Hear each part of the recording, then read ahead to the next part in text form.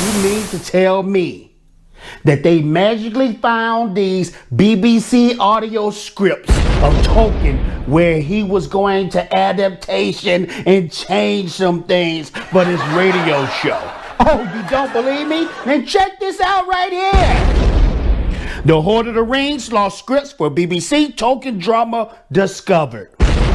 Decades before Peter Jackson directed his epic adaptations of The Lord of the Rings, J.R.R. Tolkien was involved with the first ever dramatization of his trilogy.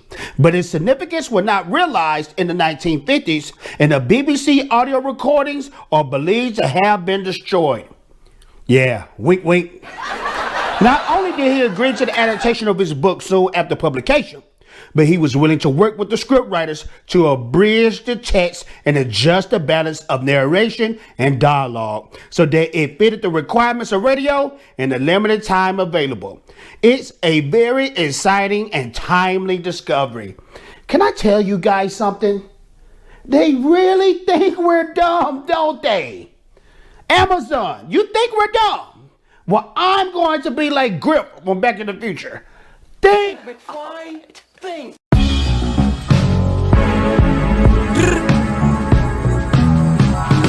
Hey, yeah. What up, YouTube? It's your boy, Fader J. Back like I left something, and I'm glad you're here. Yes, I'm glad you're here. And we're going to break down how they so-called discovered the scripts for the Tolkien BBC Lord of the Rings trilogy that was supposed to drop way back when Tolkien was still alive on the radio. It was supposed to be a dramatization, and it's just mighty funny how this was discovered right when this Amazon show is about to drop, and they spoke about the adaptations that J.R.R. Tolkien was willing to make. But before we get into that, make sure to like, make sure to subscribe, make sure to hit that notification bell, because every time you hit that notification bell, it makes me feel oh so good. And guess what? Oh so swell. Yeah. Now, like I said in this article, you want to watch it. You're going to want to watch it all the way to the end, because I'm telling you, man, I'm going to break down this article, and I'm going to expose that it looked like Amazon was behind this. It's just mighty funny that all this time Tolkien been dead, all of a sudden they got these scripts, these audio scripts for the radio that shows that J.R.R. Tolkien was willing to change. Let's check it out right here. I'm done talking about it. Original manuscript show how Arthur, talking about J.R.R. Tolkien, rewrote scenes for 1950s adaptation of his Middle-earth epic Lord of the Rings. Now an Oxford academic has dwelled into the BBC archives and discovered the original scripts for the two series of 12 radio episodes broadcast in 1955 and 1956 to the excitement of fellow scholars. Now, you got to remember, 1955, 1956, that's when radio was still popping. Radio is not as popping as it is now, but radio back then was like our TVs, our DVDs, our streaming service, as to say. People used to sit around the radio and just enjoy it, just like TVs. People don't really do that no more, you know. I definitely don't do it. But let's continue with this right here.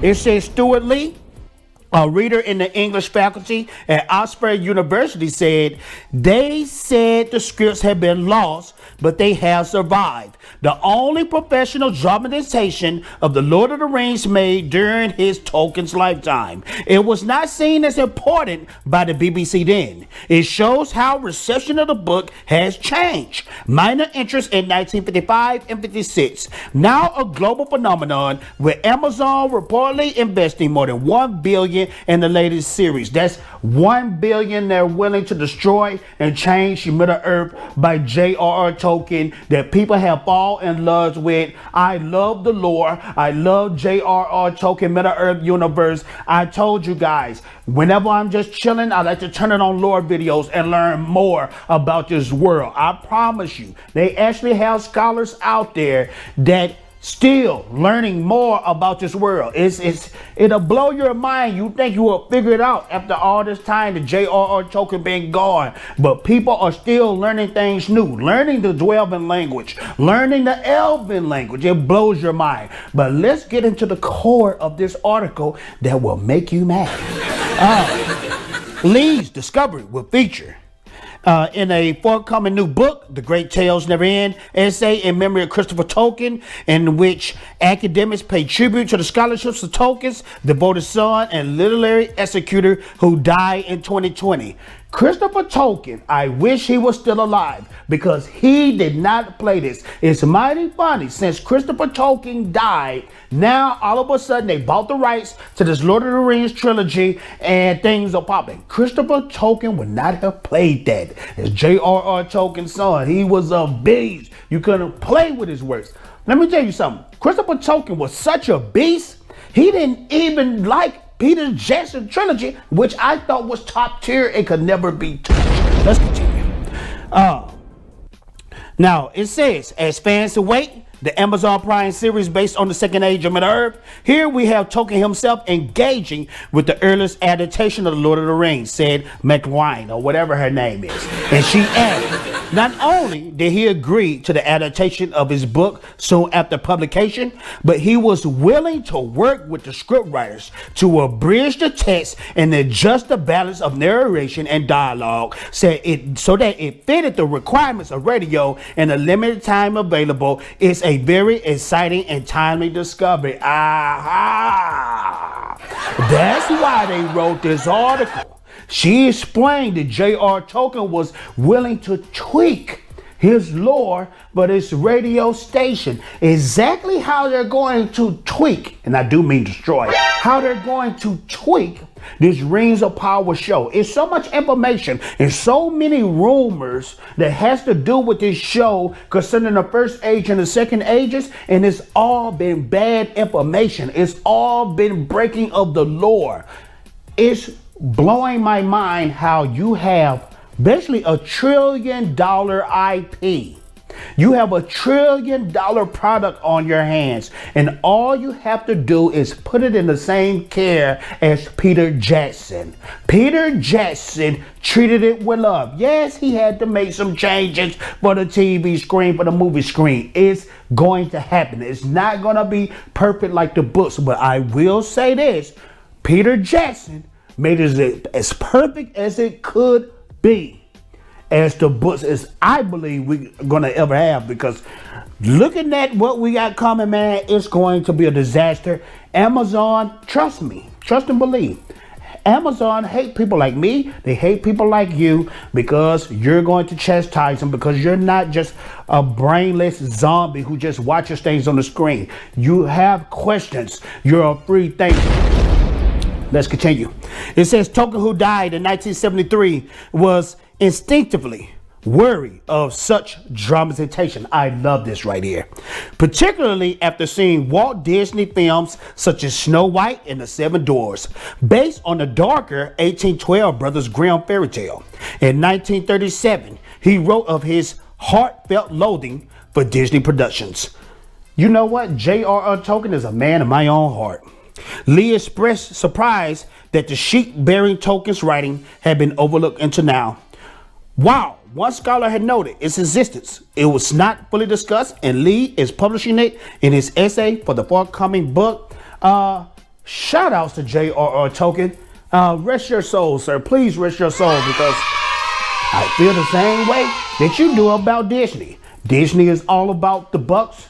They're all about the agendas. They're all about the representation. They don't care. They just in it for the money. That's it. Period, point blank. That's what they all about.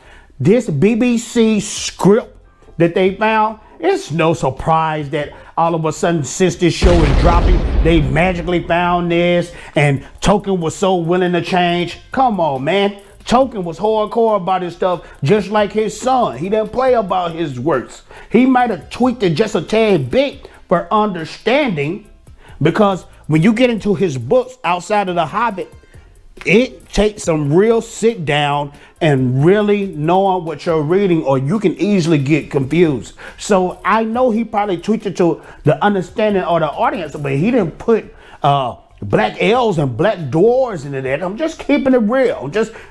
I'm just telling the truth. He didn't make Sauron non-binary, I'm pretty sure. You guys let me know in the comments below what you think about this. Do you think this is a big magnificent discovery? Did you already know about it? Or do you think this is promotion for Amazon, who are trying to tweak and justify why they are changing Tolkien's work? Get back at your boy Beta J. Make sure to like, make sure to subscribe, make sure to hit that notification bell, because every time you hit that notification bell, it makes me feel oh so good and oh so swell. I'm out of here. Ninja. Banned.